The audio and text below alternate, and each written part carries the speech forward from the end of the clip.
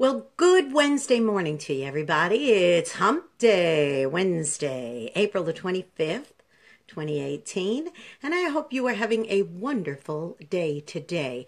Well, you might have noticed in my little preview of today's Take Two, I've talked about coffee a little bit. I'll explain about that. Every morning when I get up, my husband's already up because he gets up with the chickens, and he always prepares the coffee ready for it to be brewed so that I can have a beautiful, fresh brewed cup of coffee every morning, which I appreciate so much.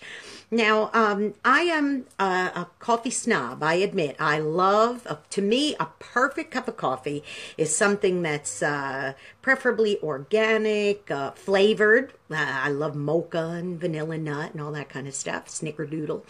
And I've got to have just the right amount of cream and sweetness in it. Now, I know for you coffee experts out there, you coffee purists, think the only way you can drink a cup of coffee is by having just coffee. Well, I'm not one of those people. Now, I have managed to basically eliminate sugar from my diet. I don't put sugar in things anymore, like white sugar, all that. But I do like to sweeten it. So, slap my hand, but I do usually put Splenda or Stevia or something like that in there because that's just the way I like it. Well, this morning, I poured myself a freshly brewed cup of mocha coffee that Michael had brewed. I put some half and half in it, got it just creamy enough, and then I got distracted for just a minute, so I left and I came back, and I just grabbed my coffee and I went and took a big swallow out of it and realized I had forgotten to sweeten it. So I was like, oh no, I don't like that. I don't like that. So I started thinking about how sometimes things are not what they really appear to be. Now, when I went to go grab that cup off of the saucer, it looked just like I had completely prepared it exactly the way I like it. Now, I live in the South, so I know I'm talking to a lot of people who are sweet tea drinkers, and if they don't have their sweet tea with the exact amount of lemon they want, or the exact amount of limes they want, the exact amount of sugar they want, it's not just right. Well, that's how I feel about my coffee. I have to have it just exactly, my little quirk, just exactly the way I like it.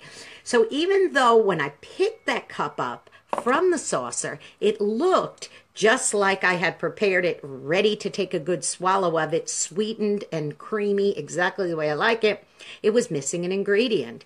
So it fooled me. It made me think it was something it wasn't.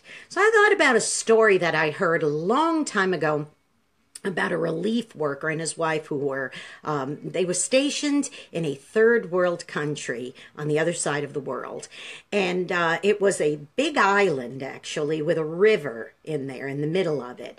And they were working in this island, and they were helping needy people, and they were there doing relief efforts and all sorts of things. And while they were there, the man often would go down to the river's edge to haul water or do whatever, and so he would see way over on the other side of the river, it was not unusual for him to see way in the distance children splashing and playing, or maybe some of the natives of that village, of the neighboring village, washing their clothes on a rock or something like that. It was not an unusual thing.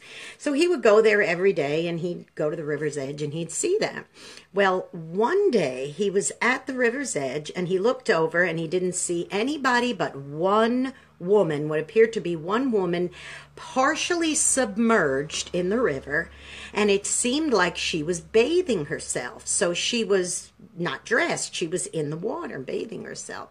And he started looking at her, and before he knew it, these desires just rose up in him, and he saw this beautiful, from a distance, this beautiful woman, half clothed or not clothed at all, half submerged in this water. And he started thinking, My goodness, I've got to have this woman. I've just got to have her.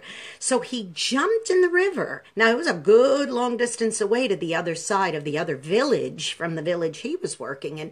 He started swimming and swimming and swimming. And she came a little more closer into focus the closer he got to her. And then when he was just maybe 10 or 12 feet from her, she turned and he saw her. And she was a leper. She was completely covered in leprous sores.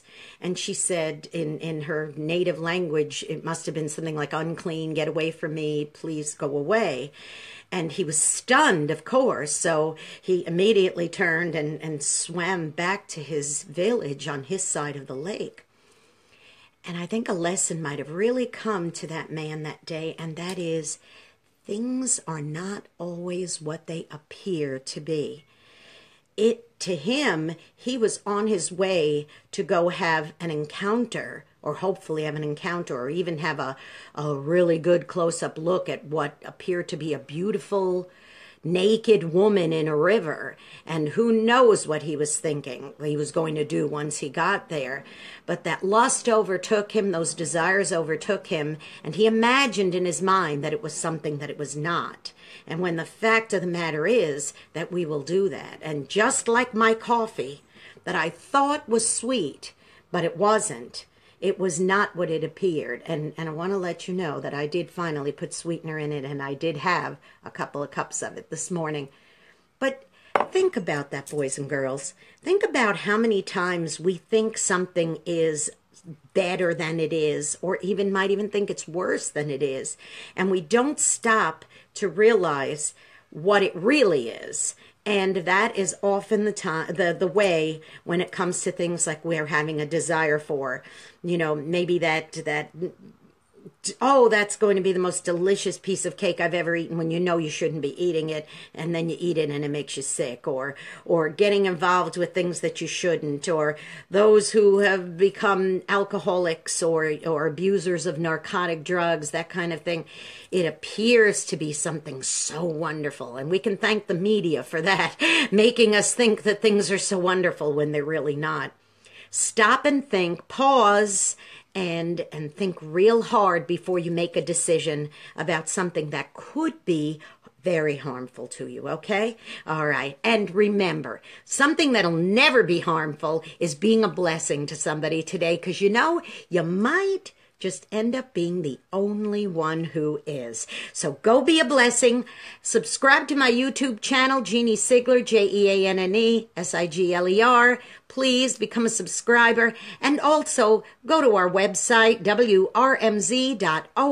Click that listen button. And that is something that appears great and is great. So you have a blessed hump day, boys and girls. And we'll see you tomorrow at the same time. Love ya.